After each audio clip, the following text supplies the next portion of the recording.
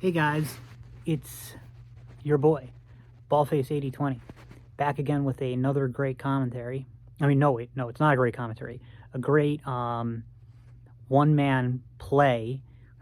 um, so we're gonna do something a little different this time, and you know, this one is interesting because um, I don't really think like I've content that not a lot of people watch, and that I get that even my regular viewers maybe don't like very much. Like most of you don't like the let's plays, and I think most of you don't really like the politicopes. And even though I don't understand it, most of you don't like the economic stuff. But in all those cases, I think there are some people who enjoy them. And like I've talked about this before. If you've ever done any kind of content creation, and I know that like the content creation I do is, really low effort, low effort stuff. But even low effort content creation, it's always going to be something, unless you're getting paid for it, it's always going to be something you're doing for yourself. And kind of like, you hope, I'm sure there's some people out there who just don't care at all, whether people like it or not. But you hope some people like it, and you really hope people at least watch it, even if they don't like it. But it's something you kind of just do for you. It's like something like almost you need to get it out of your system. Stephen King, and I'm not saying I'm on his level or anything like that. It's absolutely not. But I'm just talking about it. Even though there's low effort bad content creation and his high effort really good content creation. It doesn't matter where you are on the spectrum. It's still content creation. So there's going to be some similarities.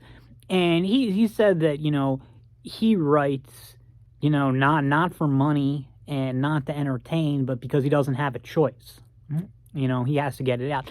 And that's really what content creation is about, is stuff getting out. So even so, like tonight's thing, I don't think most of you are going to like it. And we're already 2 minutes in. I think most people probably aren't even watching anymore. But even the people of you who stuck with it this far, I don't think you're going to like it. And this is the part I feel bad about. Those of you who do like it are probably going to want to see more, and I don't know if there's going to be more. Because I don't really know where I'm going with this. So anyway, I pretty much my whole life been interested in true crime. True crime stuff. I watch, there's this thing on YouTube called That Chapter. I know it's not true crime, but I watched a lot of Law and Order when I was younger. And, obviously I loved the Anand Saeed thing, Serial. A&E back, before the internet. I mean, there was internet back then, but TV was interesting enough that, you'd watch like, crime stuff on A&E and stuff. And so I've got a lot of interest in true crime. And then recently I started watching this YouTube channel called JCS, which is mostly regarding, like interrogations and stuff like that. And, I've always been intrigued, like, with the idea of how I would react in an interrogation, seeing how seeing the way these detectives act, seeing the way these suspects act. And, if I would ever even go to an interrogation, because I would assume that, I've seen enough that I would just, whether I was guilty or innocent, I would just lawyer up. That's certainly the most intelligent thing to do. But I don't think I'd be able to get a lawyer. I think that my pride would just be too high. I mean, if I did it, I would lawyer up, obviously. But if I was, innocent people do get convicted, and the smart thing to do to protect yourself is, if you're a suspect or could potentially be a suspect, is to get a lawyer. In most cases, I think that's probably the smartest thing to do. Certainly any lawyer would advise you to do that.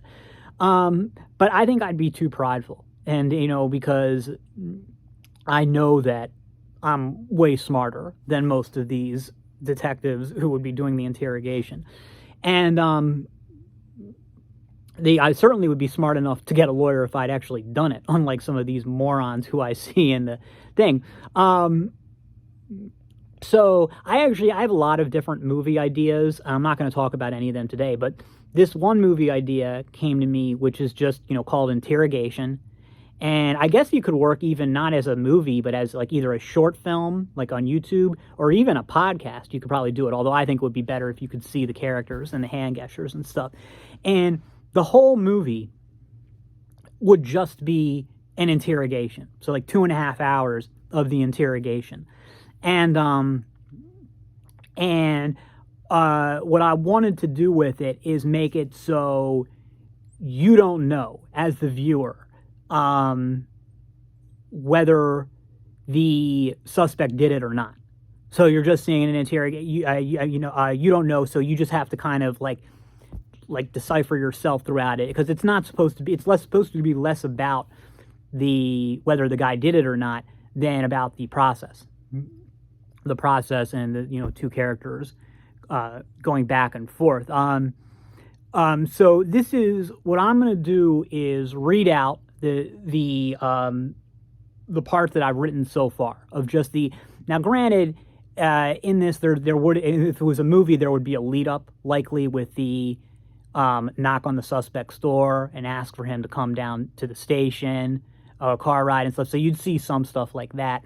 And then you'd have like the initial setup stuff. So I haven't written any of that stuff out, because I figure what I want to do is write the dialogue of the interrogation, and then if it's possible to go further with that, we'd flesh it out, during production. Now, one thing I want to get in before this is, you'll probably, the accused is, or the one who's being interrogated, the suspect, is very similar to me. And the reason for this is not because this is some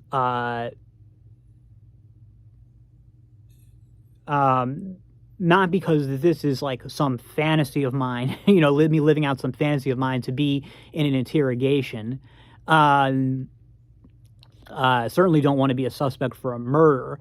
The reason that I have made the suspect so similar to myself is because that's kind of where I got the idea, was from watching these interrogations and thinking about how I would react. And so the if I were in the suspect's shoes. And but even though the suspect is similar to me, the suspect is not me. This is not just me plugged down into some fantasy world. This is a suspect whose personality is similar to mine, but there's big differences too. First of all, the suspect is younger than me. He's 26. I'm 40. The suspect is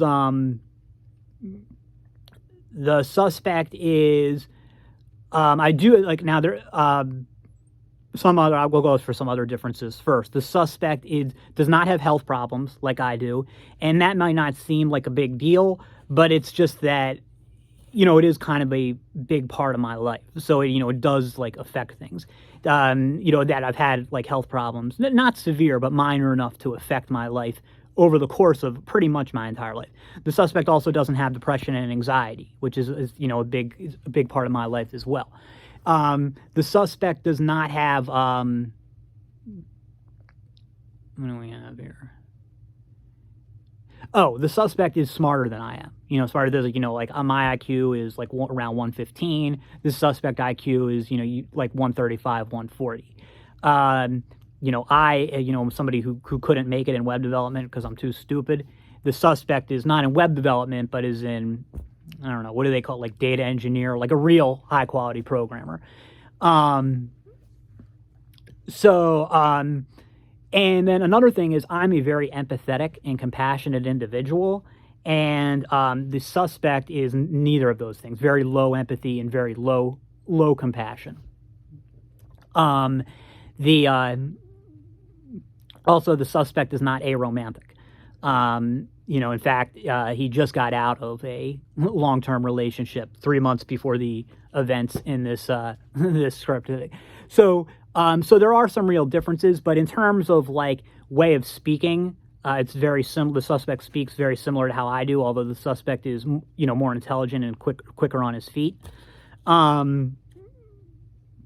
And, you know, obviously, like, one reason that I had to make the suspect low empathy and low compassion is because, you know, I could never, you know, kill somebody or hurt somebody. I'm just not wired that way. And I really want it to be that you as a viewer have to kind of figure it out. So the thing is, now this guy, did he necessarily do it? No, but it does. I'm not saying he necessarily did it, but he could have done it. You know, whereas, you know, like somebody like me, you guys know me, or you at least think you know me. I couldn't. So it's like, in that sense, it's not like me. It wouldn't even if I wanted it to be exactly like me, this character, it just wouldn't work, because it would be a different type of story. So anyway, here we got the early part. For those of you who do end up liking it, I'm sorry, it's going to kind of leave you hanging. I might end up writing more later and then have more for you, but we'll see how it goes. So anyway, the suspect's name, Scott McKenzie, age 26. The Detective Mark Waller, that's the lead detective. I haven't decided if I'm going to add a second detective in or not. I'm thinking probably not. The detective is investigating the death of a young Rachel Evans, and the I don't know. I'll have to look up. Is that a name of somebody famous? I might have to change the name. But for now, I just have her as Rachel Evans, and who lived in the apartment across from where the suspect does. And now the detective knows, and is going to spring a later, that the body of Ms. Evans has been discovered. The suspect does not know that. He will find out during the course of the interrogation. So they had some background here, and this will, I guess, ultimately come out later in the story.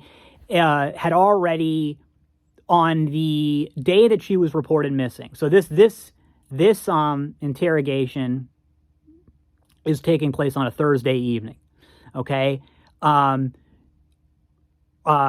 Miss Evans has not been seen since late Friday night, early Saturday morning.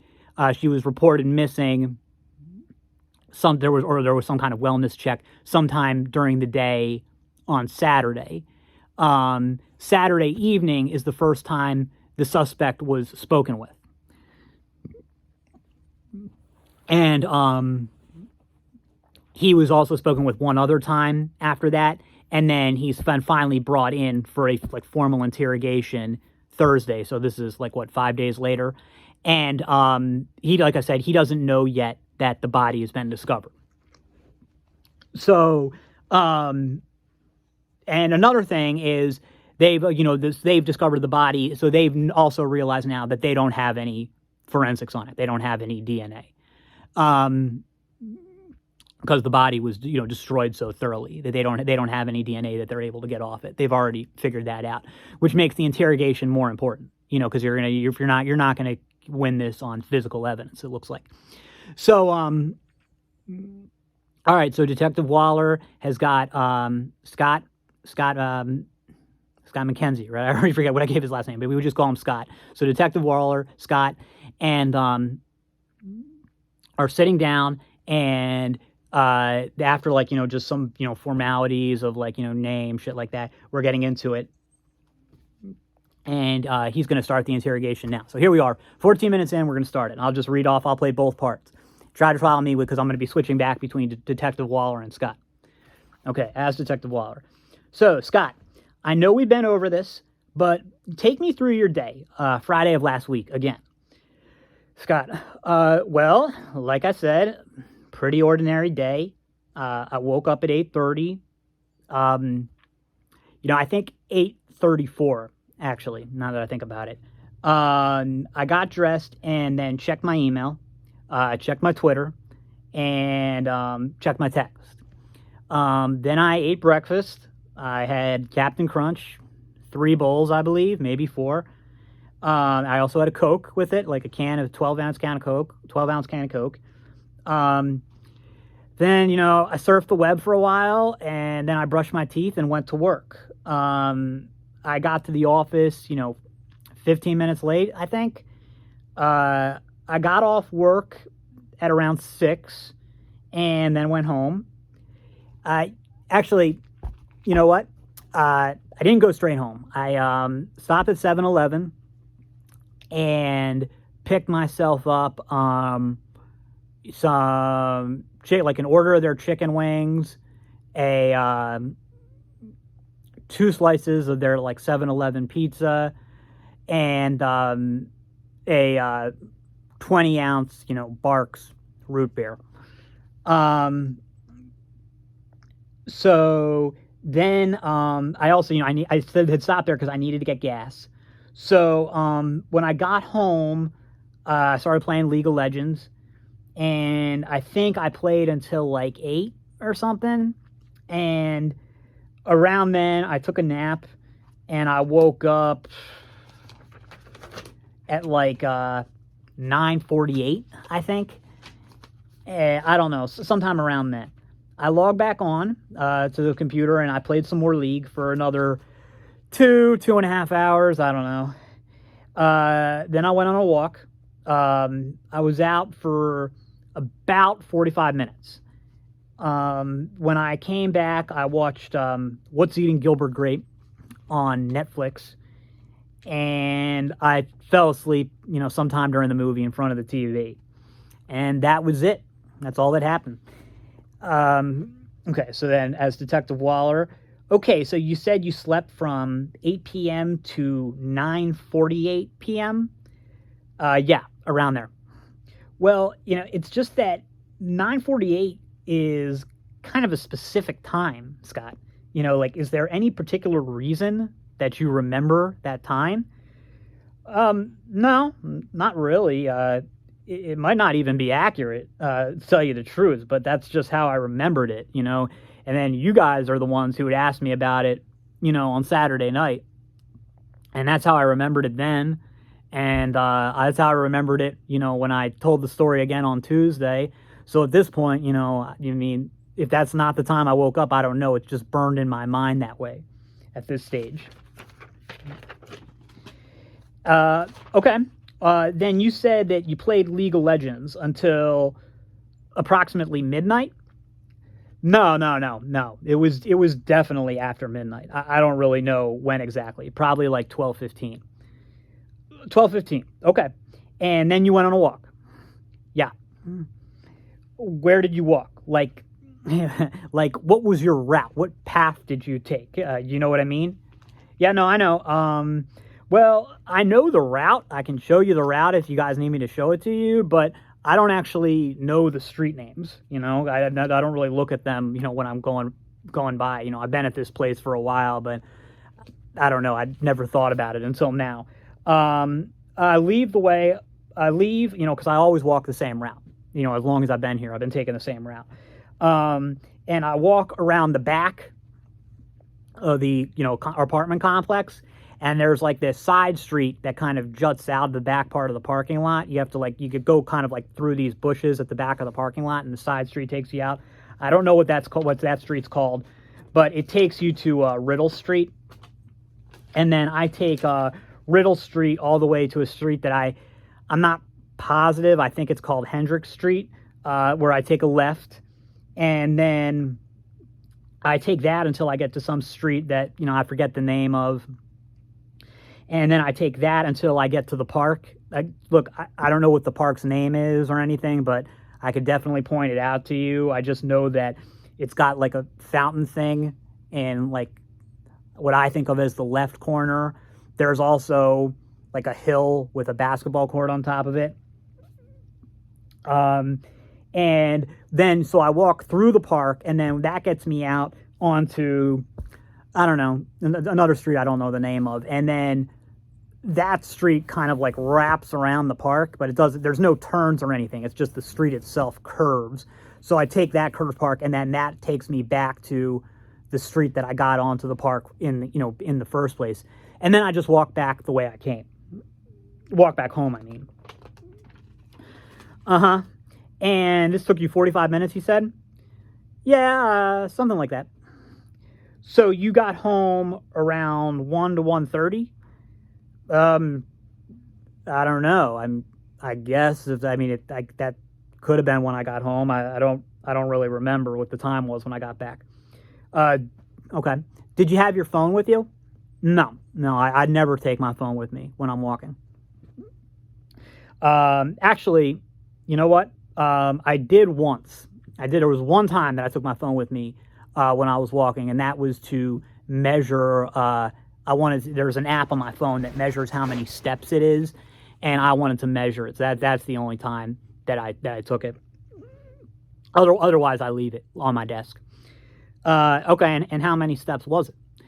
The two times that I measured it, it was 7,200 and 7,400 steps, somewhere around there. So I guess like 7,300 steps. So you measured it two times, not just that once. Right, twice. But those were the only two times that when you've gone on a walk that you've brought your phone with you. I mean, I don't know. I mean, probably there were others. I mean, because it's not like I deliberately don't take the phone with me. It's just that like when I'm at home on my computer or whatever, my phone's either charging or it's on my desk. So when I come in the house, I put it on my desk. And if I'm leaving and I know I'm leaving just for a walk, then I won't take my phone with me. But there are there are other times where, I mean, like maybe like I had I remember taking the phone with me those two times because I had to measure, or I wanted to measure the distance. But there might have been other times where my phone was in my pocket and I just forgot and left, and it was with me then. But generally, I mean, I never deliberately bring it with me, so usually I don't. There might have been other times. I don't know. And okay, and what about but the Saturday night when you left, you definitely didn't bring your phone with you then, right? Right. I definitely didn't bring it Saturday night. Yeah. Or at least I don't think I did. And well, I mean, you didn't, Scott. I mean, we've checked the phone records. We know that you didn't. Your phone was in was in the area of the apartment complex the entire time. All right, then. Okay, that's fine. I guess I didn't have it. That's what I said. All right. So anyway, regarding this walk, Scott, how many? Like you said, this is like your regular route. You take this. You walk the same path regularly. Yep, regularly. And like, how often? Like every day, every other day? Like 3 or 4 times a week, probably. I don't get out every day, but probably like 3 or 4 times a week. So pretty frequently. Okay, 3 or 4 times a week. Yep. That's all I have for now. So, I guess good news and bad news. Good news, if you didn't like that, that's probably the last you're going to have to ever see of it. Bad news is if you did like it, I'm not sure I'm ever going to have anything else for you. But let me know in the comments if you think you did it or not. Because I absolutely, this is one thing I'll just make a quick add at the end. I'm all for like letting the viewers interpret stuff and figure it out for themselves. I think that's cool. What I don't like is when the writer themselves doesn't have an idea. Like I absolutely have an idea of whether this guy did it or not. And so I mean, I think that so there is a right answer. I mean, I wouldn't expect anybody to get it from that. I understand there's not enough information, but I'm going to put more in as I do more writing. Okay, that's all for now, and I'll see you in the next.